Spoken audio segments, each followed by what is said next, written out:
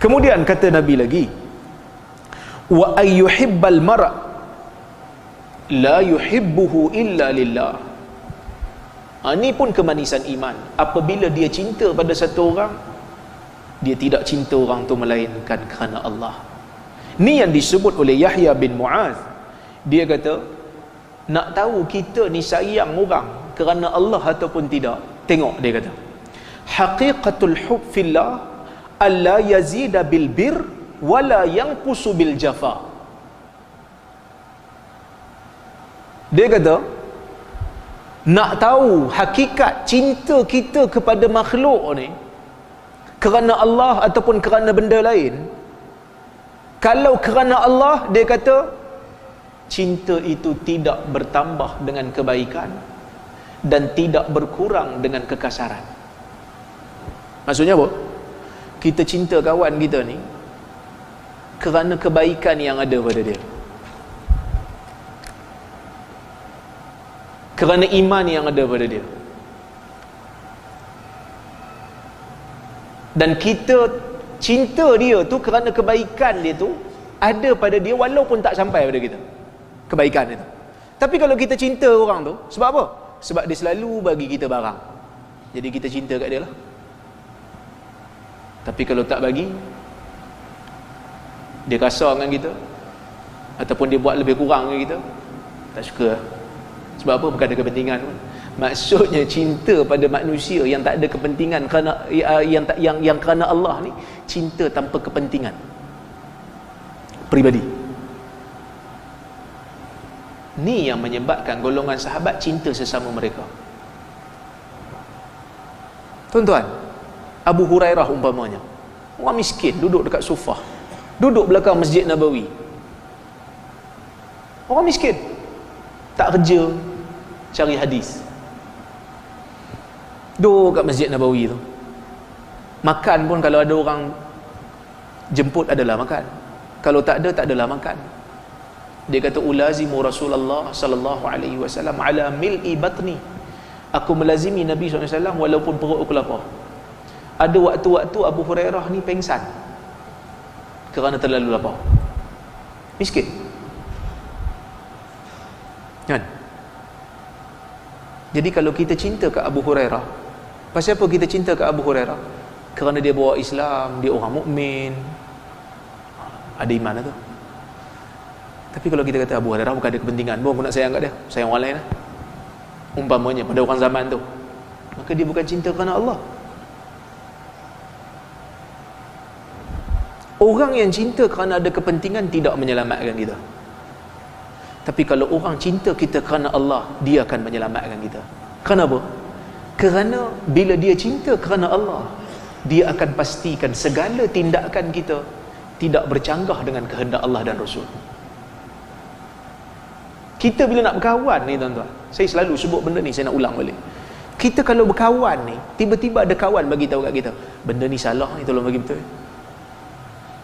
Maksud ni dia sayang kat kita kerana Allah.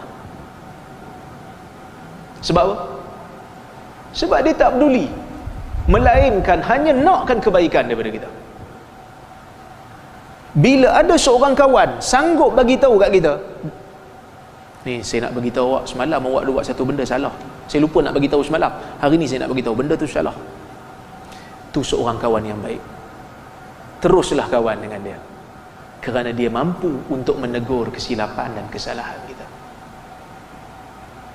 Jangan pula bila dia tegur, kita pula tengok di atas bawah, kau ingat kau bagus sangat, ni aku nak bagi tahu kau pula, seguni kau punya salah, aku diamkan selama ni. Maksudnya kita kawan dengan dia tu bukan kerana Allah, kerana kita simpan kesalahan-kesalahan dia tanpa kita bagi tahu dia.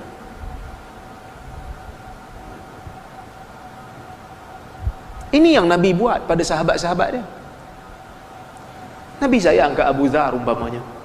Abu Dhar ni orang yang terbukti keimanan dia, datang daripada jauh, daripada Bani Ghifar, sampai dekat Mekah masuk Islam, sampai kena lanyak dengan orang Quraisy, sehingga datang Abu Bakar bagi tahu, kamu kena ingat wahai Quraisy, dia pada Bani Ghifar, satu kabilah yang besar juga, takut dia tuntut bela pada kamu.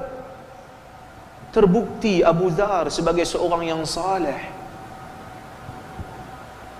Datang dia jumpa Nabi, dia kata apa? Ya Rasulullah, zahaba ahlud dusur bil ujur. Memikirkan tentang pahala diri dia. Dia kata, ya Rasulullah, orang yang ada duit ni bawa pahala habis dah. Memikirkan tentang pahala diri sendiri. Dia kata, kami ni orang miskin, tak ada apa dah, semua bawa orang kaya bawa lari dah. Pasal apa? Sebab dia orang solat seperti mana kami solat, mereka puasa seperti mana kami puasa, tapi mereka ada lebihan harta. Kita bagi laluan pada azan, insya-Allah. Baik, kita sambung berkenaan dengan Abu Dzar tadi.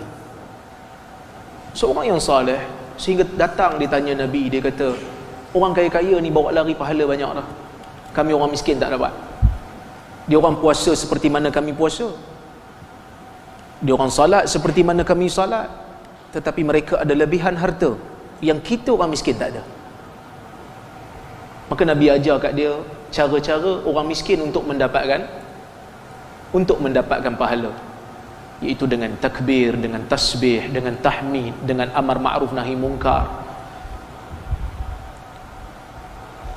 dengan tahlil. Tapi orang yang saleh macam ni datang kat Nabi minta jawatan. Nabi kata apa? Ya Abu Dzar, innaka dha'if wa innaha amanah wa innaha yaumal qiyamah khizyun wa nadama. Wahai Abu Dzar, engkau lemah. Engkau lemah dalam pentadbiran. Engkau tak boleh pegang jawatan ni. Jawatan yang kau minta ni tak boleh pegang. Kerana jawatan ni adalah amanah. Dan jawatan ni di hari kiamat, bagi orang yang tak mampu pegang, dia nak pegang juga, khizyun wa nadama, kehinaan dan penyesalan. Cinta Nabi dekat dia tak menghalang Nabi untuk memberi teguran yang baik pada dia. Ni cinta kita kepada orang kerana Allah.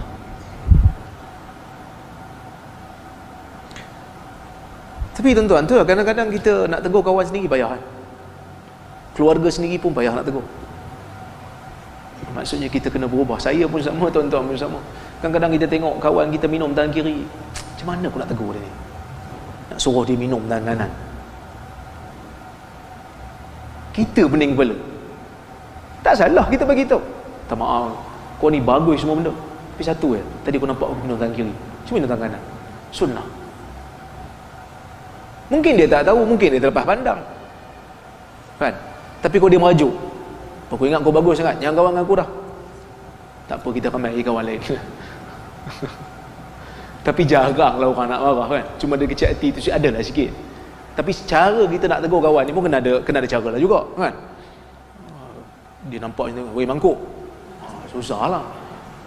Nabi pun tak macam tu. Nabi pun tak tegur macam tu. Nabi tegur elok-elok.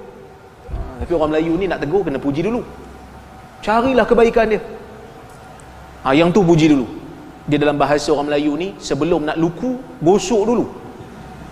Gosok kepala, luku sekali. Lepas tu dia tengok, gosok balik. Supaya dia tak sedar dia kena tegur. Ataupun kalau dia sedar pun dia tahu, maksudnya kita nak kebaikan. Ada jugalah kebaikan dia yang kita sedar. Puji dulu sikit-sikit, puji. Tapi kalau tak ada benda ustaz, semua buruk belaka, takkan kot. Takkan tak ada langsung benda baik ada. Takkan tak ada langsung kan? Cari yang tu dulu, lepas tu tegur.